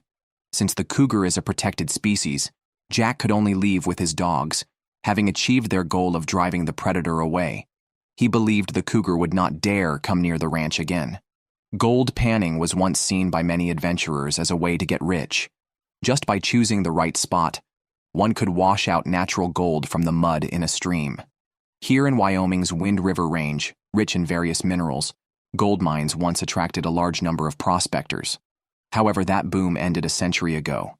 Josh, a ranch worker responsible for tending to 200 American bison, is using his few days off to try his luck at finding some gold. He grew up listening to stories of gold panning and has always wanted to experience the joy for himself. He has some notes from former miners that will guide him in his search for gold deposits. The source of the stream is above in the snowy mountains. As it flows, it carries many minerals. If it passes through a gold mine, there will inevitably be gold in the stream. The simplest way to pan for gold is using a double-layered pan to sift and wash the sediment. Josh shovels mud into the pan, stirs it evenly, and then washes it with stream water. By shaking the pan and adding water, lighter materials float out while the heavier gold sinks to the bottom. After repeating this process, the remaining sand contains gold. Unfortunately, Josh's first attempt ends in failure. He moves upstream and chooses another spot to continue his gold panning. It's a task that tests patience, but this time he spots a few fine grains of gold, boosting his morale and confirming the presence of gold in the stream. He carefully transfers the gold from the pan to a small bottle. Now he wants to scale up his gold panning efforts. He has a sluice box on his mule, similar to a washboard, which can be assembled and disassembled. Josh reassembles it and takes it to the stream. He dumps dirt onto the sluice box and washes it with water, repeating this process until the sluice fills with concentrated sediment. Sifting through the sediment with the double-layered pan greatly improves his yield. Josh finds several more grains of gold and can't help but smile mysteriously. The joy of gold panning. He can't stop now, but he notices that the gold is quite small, so he plans to continue upstream. However, he's tired, so he builds a fire, eats some beef jerky to regain strength, and plans to continue panning for another day before he must return home. Looking at the gold he has panned from the stream, Josh chuckles to himself. This is the gold he's extracted from the creek. After a night's rest, he regained his strength. Today he planned to go upstream to find the source of the gold. Mules, being offspring of horses and donkeys, are the best means of transport in this rugged terrain. They possess both endurance and strength, making them essential companions for Josh's journey. After traveling for a while, he arrived at a bend in a creek, ready to test for gold content. He took out his double-layered pan and began the process of panning. After multiple washings, only a bit of sand remained. Josh squinted to inspect it, but unfortunately, there was no gold. Undeterred, he filled another pan with mud and started a second round of panning. Persistence paid off, and this time the sand contained several shiny gold flakes. Josh laughed heartily. The gold was visibly larger than what he had found the day before. He picked them up to observe. They glistened beautifully in the sunlight. While these small pieces were only worth about $20, he suspected there was more in the creek. Energized, he prepared to use the sluice box to extract more gold. He continuously poured dirt over it and suddenly noticed a clump containing gold. Upon examining it, he found the piece was relatively large, worth between $150 and $150 and $150 and $200. This was the real purpose of his trip. It felt like a dream. Josh bit the gold to verify its authenticity. Now more motivated than ever, he felt a new surge of energy, prompting him to continue the panning process repeatedly. Time passed quickly, and soon the sun was about to set. Josh's laughter echoed in the wilderness, captivated by the gold he found. Today's haul was quite significant. About 30 grams of gold, potentially worth $1,600. The figure startled Josh. But with ranch work resuming tomorrow, this adventure had to end. However, he planned to return soon to fully explore the potential of this site. If he could find a sufficient amount of gold, it could change his future. The calf's hooves were tied, and a strong man pressed a hot iron rod harshly against its delicate skin, causing smoke to rise. This was done to brand the calf with their unique mark. This takes place in Idaho's Sawtooth Mountains, where cattle ranching is a key local industry. Harry and Kid, two brothers after years of effort, were finally realizing their childhood dream today. They visited a rancher's home to buy 40 quality cattle, primarily calves. Calves can often die young, but they are cheaper. If they can successfully raise them, the brothers' business could be on track. Nearly 200 cattle were for sale here. The brothers walked among them, closely observing the calves. Kid took a liking to a lively little black calf. After some deliberation, they selected a dozen cows, with the rest being nursing calves and young cattle. This combination would benefit the herd's development. After bidding farewell to the rancher, they drove the herd towards their ranch, located 16 kilometers away. For the newborn calves, this journey would be a challenging ordeal. Harry and Kid not only had to look after the straggling calves, but also guard against predators lurking in the shadows. Ahead lay a thicket the herd needed to pass through. The brothers, on high alert, took positions and listened intently to the sounds around them. With their guidance, the cattle gradually made their way through the thicket. To better protect the herd, Harry rode his horse deep into the bushes to ensure no predators were hiding. With their cautious approach, the herd safely passed through the thicket. The rest of the route was along broad mountain paths. After a 5-hour journey, they finally reached their ranch. However, their work was not done. They needed to brand the cattle to identify them easily if any wandered into neighboring ranches. The brothers had designed their own mark and branded their first calf, the little black one. At this moment, they truly felt like real ranch owners. Next, they would continue this effort, branding all the cattle. This is a massive American black bear, a formidable predator that has now become prey. A shocking scene unfolds in Montana's Ruby Valley, a haven for wildlife including wolves, cougars, and bears. Jack is hunting for game. With spring in full bloom, bears have awakened from hibernation. Soon he spots one. Jack aims to hunt the bear to control their population and to provide meat for his family. Today he is without his hunting dogs, so he must remain highly vigilant. Roles between hunter and hunted can quickly switch. He finds bear droppings and looks around, realizing he's entered the bear's territory where danger lurks everywhere. He readies his rifle, prepared to shoot at any moment. Suddenly, Jack glimpses something and hurries over. It turns out the bear is climbing a tree. Although he sees its large rear, he doesn't shoot upon noticing a cub with it. Hunting a mother bear with cubs is illegal, so Jack decides to leave and seek another target. After some searching, he finds more signs of black bear activity. The area is eerily quiet, which to Jack suggests something is amiss. He proceeds cautiously, constantly scanning his surroundings. Soon, he spots another black bear eyeing him. Jack, bold and skilled, decides to close the distance. A fallen tree nearby offers a natural rest for his rifle. As he aims, the bear moves. Seizing the moment, Jack fires. The bear vanishes from sight, but Jack is confident he hit his target. He reaches the spot where the bear stood, but finds no blood, which makes him doubt whether he missed. However, Jack is not one to give up easily.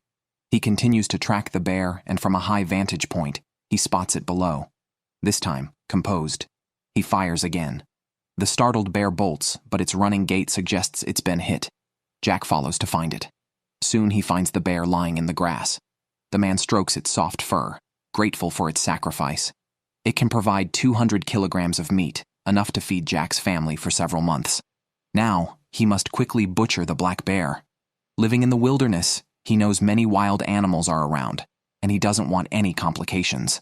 However, the smell of blood in the air acts like a stimulant to nearby predators, so Jack remains vigilant while butchering. After an hour of hard work, fatigue sets in. Fortunately, he is nearing the end of his task. He cuts the bear meat into pieces, sorting and packing them by type. As daylight fades and night approaches, prime time for predators, Jack has to make choices. He packs the bear's limbs and head and also takes the prime back fat. The rest of the meat he leaves behind. The bear's fur, being the most valuable part, is a must-take. He packs all these items into his backpack, which now weighs over 200 kilograms. Despite his exhaustion, Jack knows his hunting trip isn't complete until he safely brings the meat home. Carrying the heavy load and his rifle, he begins his journey back. With the sunrise, it's the next day. Jack successfully brought some of the bear meat home last night. Today, he and his girlfriend Annika will process it. First, they use a small knife to debone the meat. Annika, a veterinarian, admires Jack's bravery and chose to live in the countryside following his lead. Although skilled with a scalpel, she is not an expert in meat processing, so there is a learning curve.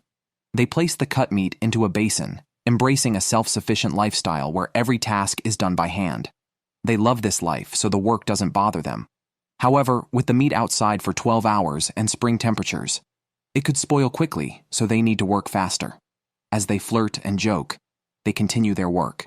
This is the lifestyle Jack has always longed for, and he is grateful to have firmly grasped this happiness.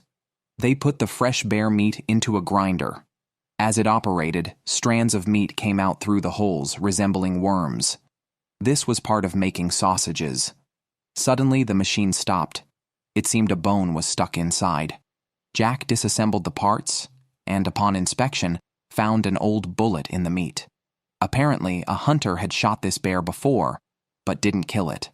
Jack reassembled the machine and continued processing the bear meat. The grinder worked methodically, turning chunks of meat into long strands until all the meat was ground. Next, they added spices to the meat and mixed everything evenly. An important part of making sausages is having a sturdy casing, made from pig intestines. They attached it to the machine's outlet, and Jack stuffed the meat into the machine. By pressing it through, concentrated sausages emerged. Sausages are one of the ideal ways to store meat, not only looking refined but also tasting delicious.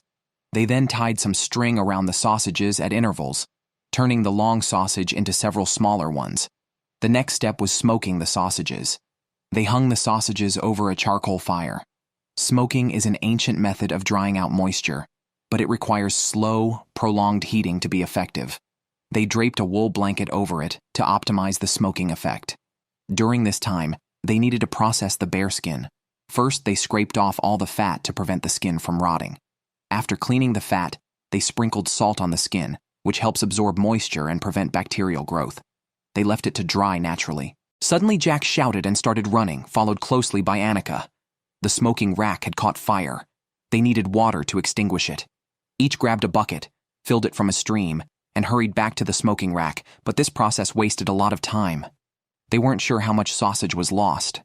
After the smoke cleared, they checked the sausages, which were somewhat charred. Upon opening one, they found it was burnt inside. The fire had started because a sausage fell into the fire. Fortunately, they were smoking the sausages in batches. Jack thought of a solution.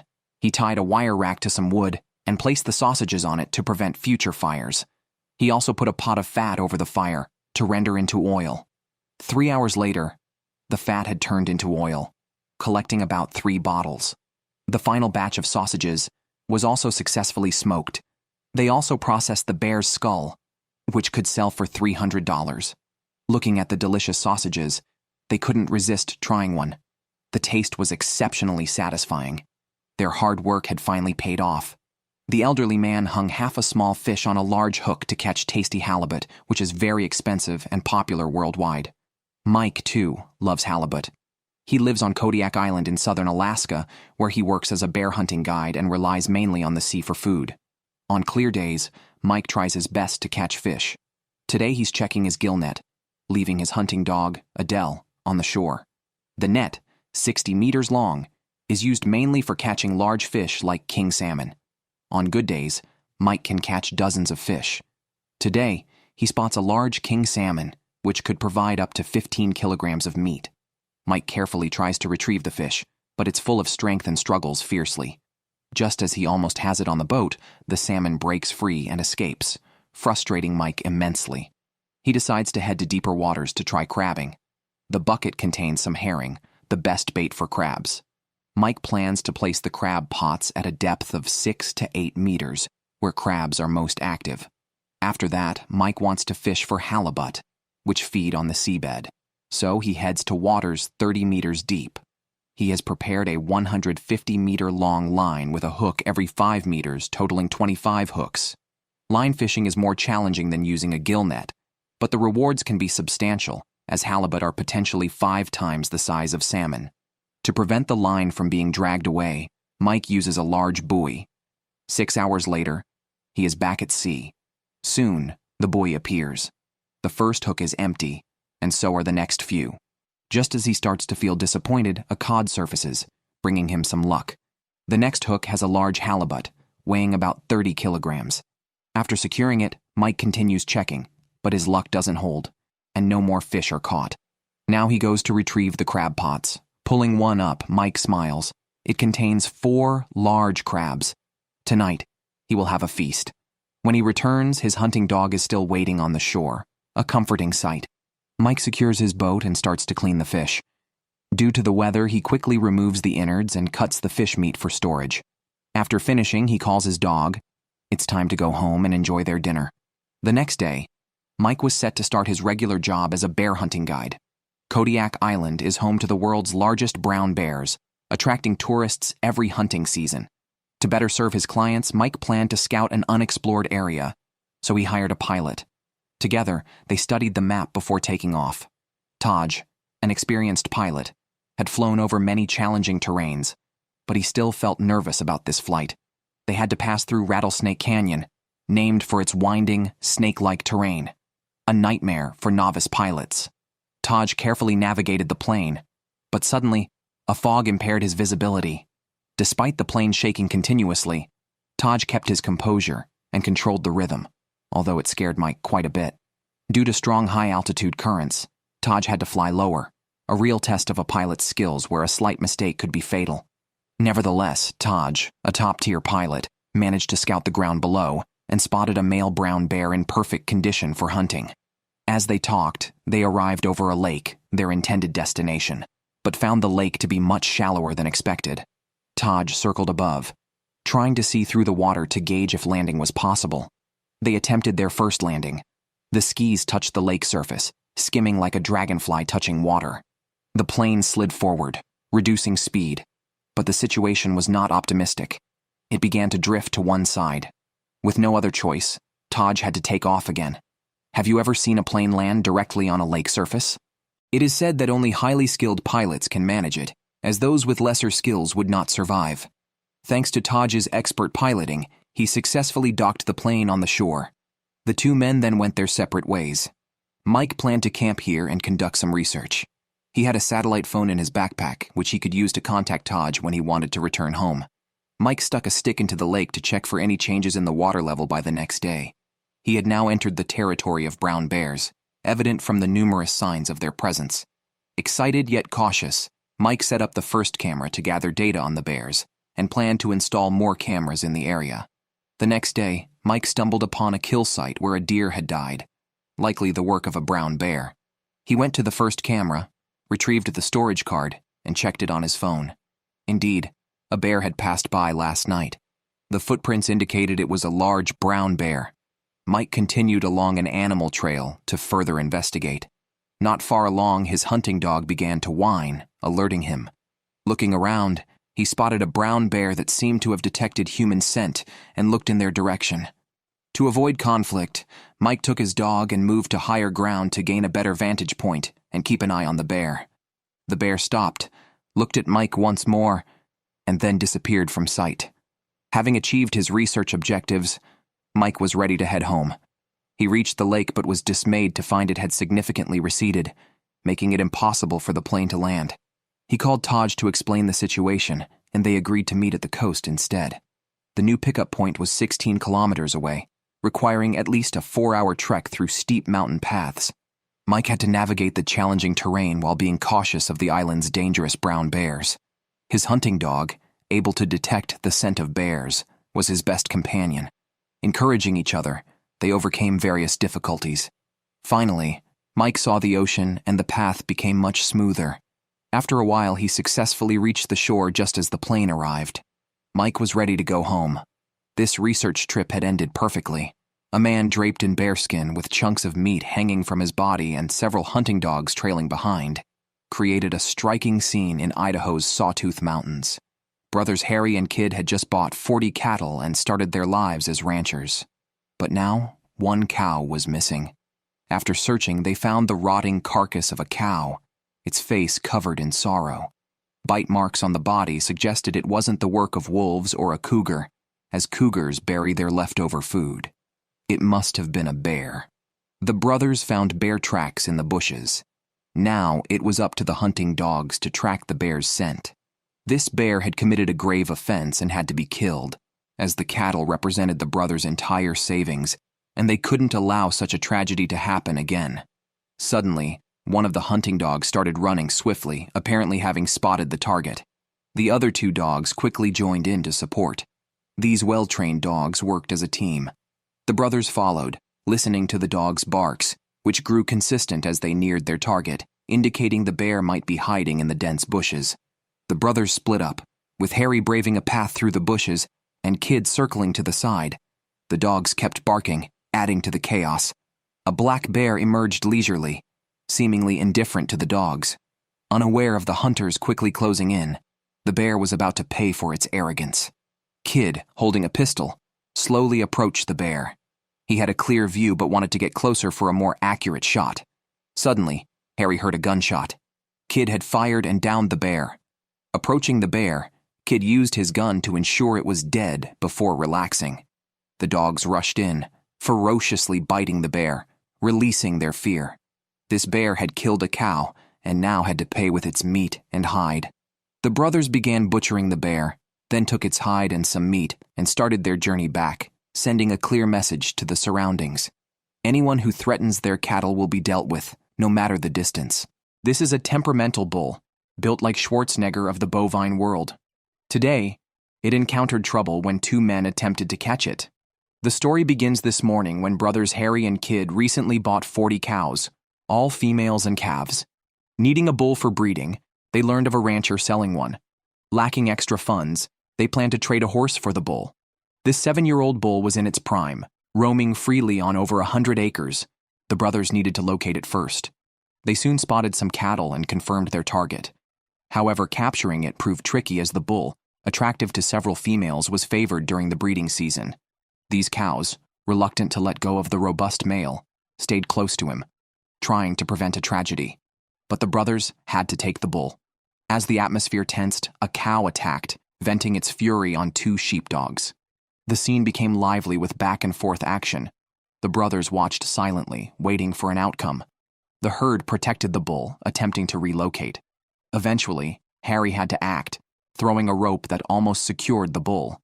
Missing slightly, he had to try again. Just as the bull lifted its head, Harry looped the rope around its neck and led it towards the trailer.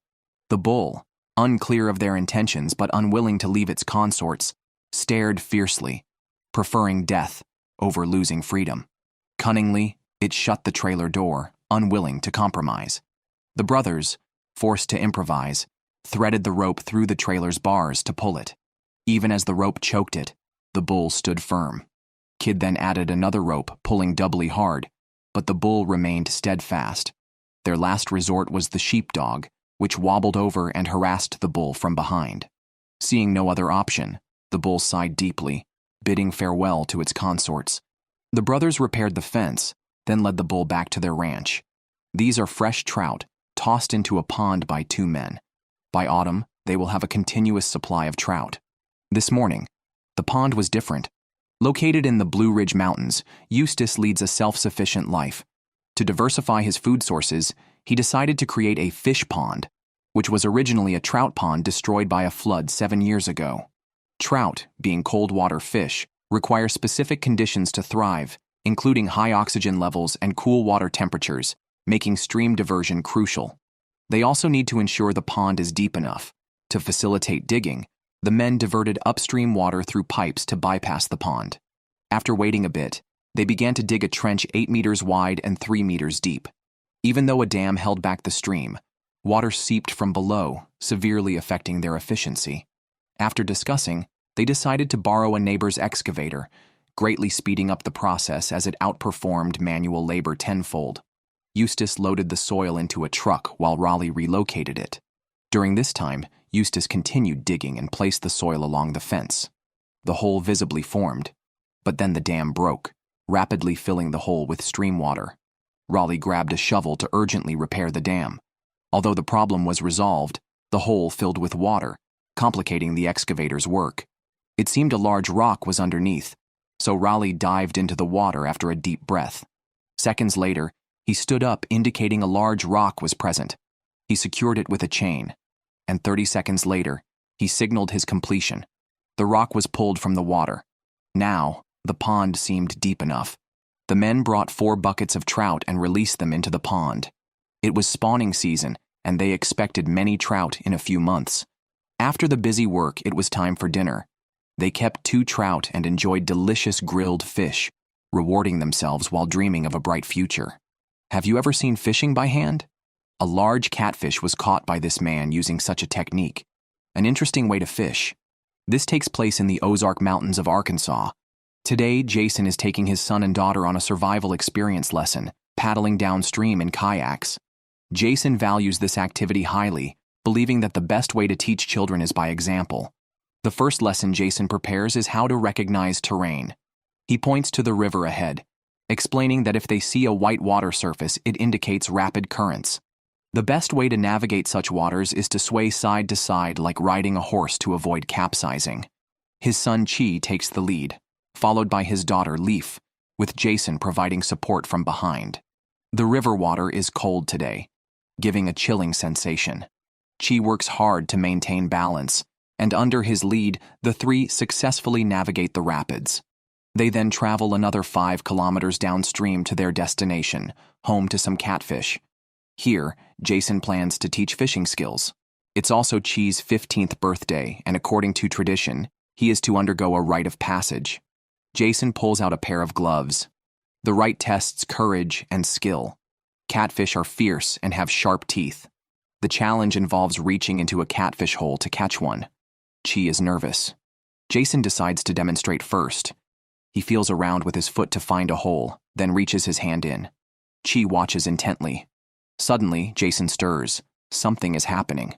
Just as Chi is eager to see the result, Jason plunges into the water, flailing, which startles Chi. Jason, slightly embarrassed, advises his son not to be hasty. He tries fishing again and quickly feels another fish. This time, he successfully catches a catfish. Now it's Chi's turn. He carefully reaches his hand into the water, feeling around until he grabs something. With a strong pull, Chi catches a catfish, fascinated by the feeling. At this moment, Leaf excitedly shows up with a large base. However, seeing her father and brother with even bigger catfish, her excitement somewhat fades. The group continued downstream, looking for a camping spot. Soon they chose a location near the shore because it offered an open area ideal for setting up camp. They began constructing a shelter. Despite being only 11 years old, the daughter had received professional survival training from a young age, giving her excellent hands-on skills. In no time, they completed a simple shelter. Next, it was time to prepare dinner. Cooking their own catch was an engaging activity. They gathered some firewood and fluffed up some tinder. Jason took out a flint and steel and a small piece of char cloth from a piece he had prepared earlier. Char cloth is fabric that has been charred and has a very low ignition point. Once sparks were generated and caught on the char cloth, he stuffed it into the tinder and blew gently to ignite it. Starting a fire was that simple. Just as the fire grew, Jason extinguished it with his foot, wanting his son to try it himself. Chi did not disappoint him. producing sparks after just a few strikes. Leif also took the lesson, but struggled to get the feel for it. Just as she was becoming disappointed, she finally managed to create some sparks. Encouraged by her father, she successfully lit the fire. Now for the cooking part, they grilled the bass they had caught, and the aroma quickly filled the air. Everyone started tasting the freshly cooked fish, which melted in their mouth and richly stimulated their taste buds. The food was sufficient for the evening, but tomorrow was uncertain. Thus, Jason and the kids set up a shrimp trap, understanding the need for preparedness in wilderness survival. Now, they could go to sleep. The next day brought more sunny weather. Eagerly, the group checked their trap. Jason started pulling the rope slowly as the children watched expectantly. The crayfish cage emerged from the water, full to the brim, a surprisingly abundant catch from the river. They boiled the crayfish to make breakfast. Everyone gathered around the fire, waiting patiently. Once ready, they began to eat. The fresh crayfish tasted exceptionally good. After breakfast, it was time for today's lesson. Jason taught them how to make fishing rods. The plant they used was bamboo, chosen for its flexible and sturdy stems.